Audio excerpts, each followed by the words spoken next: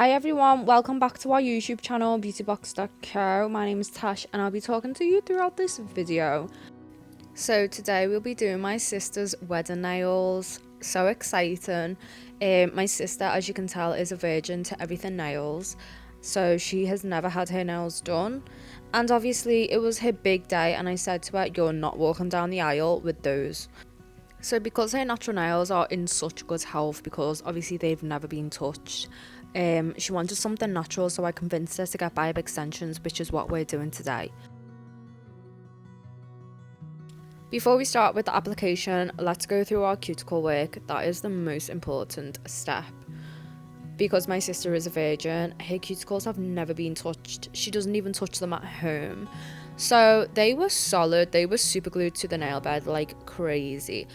Using a cuticle pusher in this scenario isn't recommended because you will have to use force to actually physically move the skin and lift the skin, which then can potentially hurt the client. What I would recommend when you're working with cuticles that are stuck to the nail plate and connected to the proximal fold, so you can't get under there without lifting the cuticle off the nail plate first, is using a safety bit. If you don't know what a safety bit is, in comparison to a cuticle diamond bit, safety bits aren't diamond coated, meaning that they're not exfoliated. When using this safety bit, you want to use a high speed because obviously this bit is not exfoliating and it is not made from the same material as normal cuticle bits, so it has to work harder. So using a high speed of around 15 RPM is ideal. Doing this will then help remove all the skin off the nail plate, exposing what is a dead tissue and what is live tissue, helping you to easily clean up.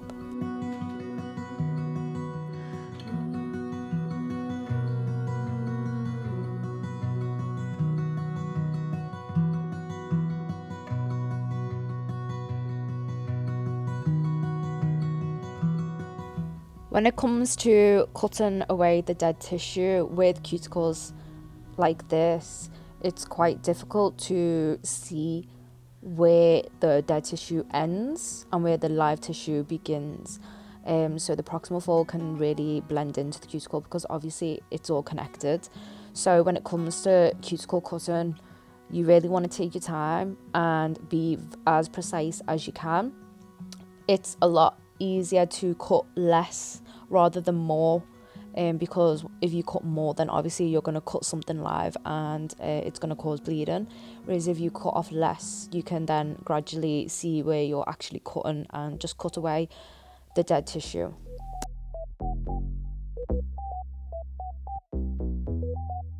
No way.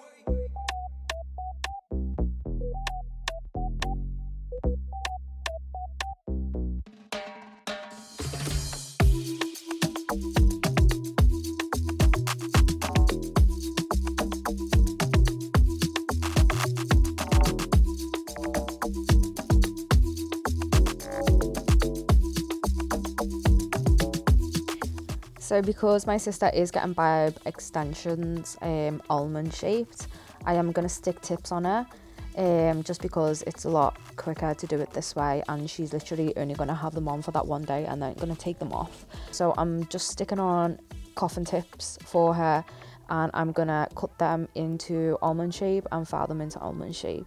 Obviously these are extra long. Look how short she's going.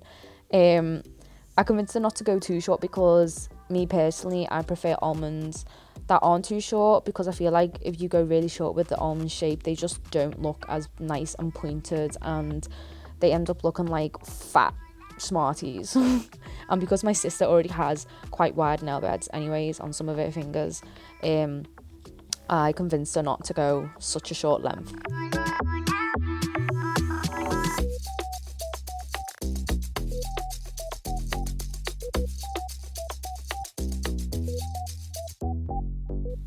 So when it comes to like doing almond shaped nails, I prefer using coffin tips because coffins are obviously more tapered than full on square.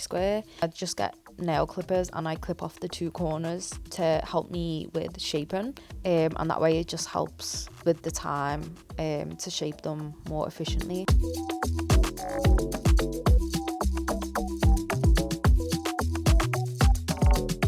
So now she's all shaped, her tips are stuck on. It's time to go in preparing for application with etching. So I don't know if you haven't noticed already, but I don't etch the nail plates before I stick my tips on, just because, as you can see in the video, I'm blending my tips in with the sanding band. So I'm gonna touch the nail plate again, and I don't want to overfile the nail plate, so I blend and etch the nail plate all in one step. So I'm using my 180 grit sanding band on a speed of around 8, and I'm gently smoothing down that ridge so it's nice and smooth. I'm also etching the nail tip as well, because don't forget, plastic and gel, the gel will peel off the plastic, so you want to etch that to make it a rough surface so that gel can bond to it properly. And then I'm going into my cuticle area with the sanding band and then gently etching over the nail plate to get rid of any shine. So this is one step that I like to do to finish off my prep. Totally optional. I'm using a flat tapered barrel bit to get into the sidewalls and the corners, exfoliating as much dead tissue off the nail plate as possible, just so the area is nice and clean. Now it's time for prep. You want to start off with a dehydrator. After the dehydrator is dry, then you want to go in with your slip layer of builder gel. So I'm doing a very thin layer on all my nails and curing them for 60 seconds. When you're doing your slip layer, you really want to rub the gel into the surface, especially on the nail bed and the tip. So using kind of like an up and down vibrating motion, you want to get into all the crevices.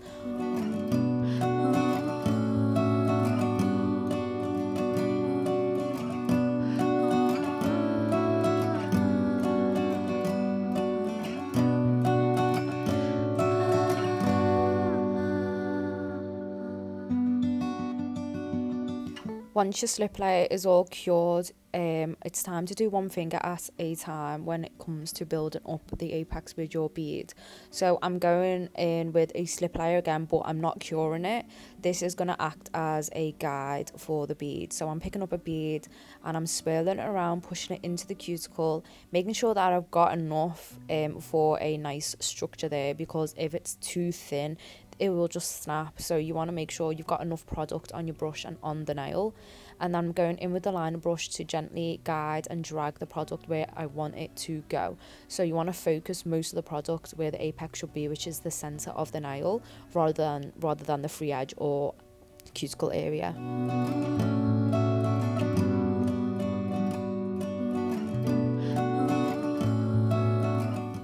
Depending on what builder gel that you're using, because they have different consistencies, some are more on the thinner side and some are more on the thicker side, and also again on how they self-level. I like to work with my beads quite quickly, just because I don't want it to flood and then it will just be a whole lot of mess, especially after it's cured. As you can see as well, if you don't have enough product on your brush, pick up some more, or if you're too scared to pick up some more, cure that first and then go in with another layer.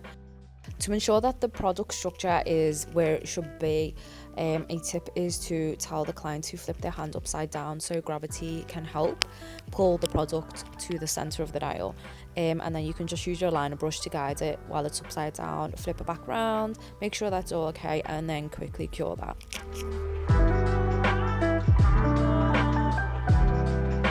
So just like the other fingers where they are all cured separately, so is the thumb.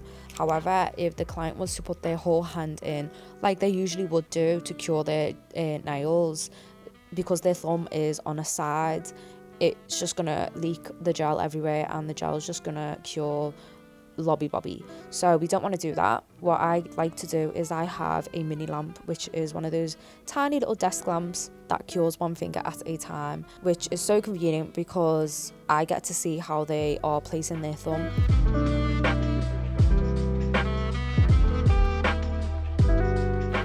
I've wiped the sticky layer off. It's time to refine and shape again, but because we've already pre-shaped, there's not much to do.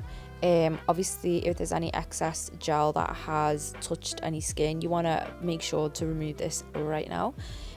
So I'm using a thin 100 and 180 file. to make sure that there is nothing on the skin, no excess, no bits from underneath, just making sure that the shape is nice and smooth and there's no raggedy bits as well. And then I'm going in with a buffer just to smooth that all down, ready for artwork.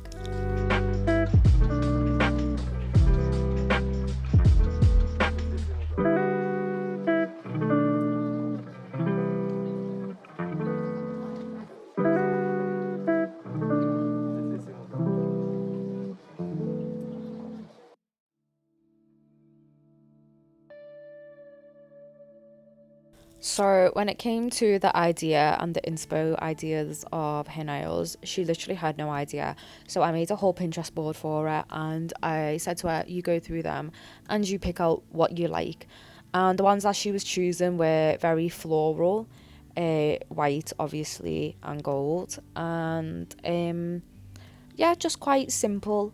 So I was like, okay, let's do a mix and match of these designs that you've chose. So we went with a really pretty gold glitter and we're doing a cuticle cuff and then just a simple French tip on this one and another finger. And then, yeah, I'll just let you guys see the rest because I absolutely think these are adorable, by the way. I'm so happy with them. My sister was happy with them as well, which I'm actually really surprised about because she is a very, very picky girl. But the fact that she let me have free reign on it just shows she really does trust me. I hope you guys stay to the end to see the final result. FYI, she did last 3 days until she took them off because she was scared of getting shit under them because she works in a nursery. But it was all nice until then. So yeah, enjoy.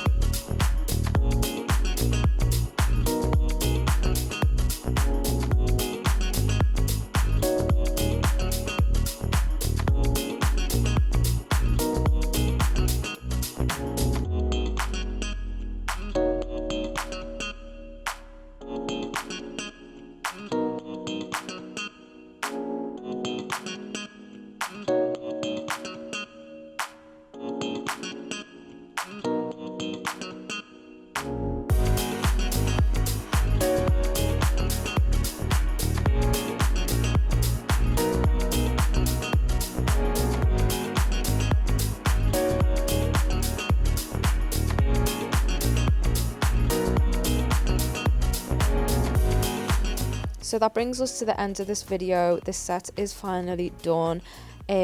My sister loves her wedding nails, and I honestly think these are my favourite wedding nails I've ever done. I just love the little eye do. That was my little add to this set. I think it's just so cute, especially because it's on the little ring finger. I can't wait to see the wedding pictures as well. So yeah, let me know what you guys think, and thank you for sticking to the very end. I hope you guys enjoyed this video just as much as I enjoyed doing it, and we'll see you in the next one.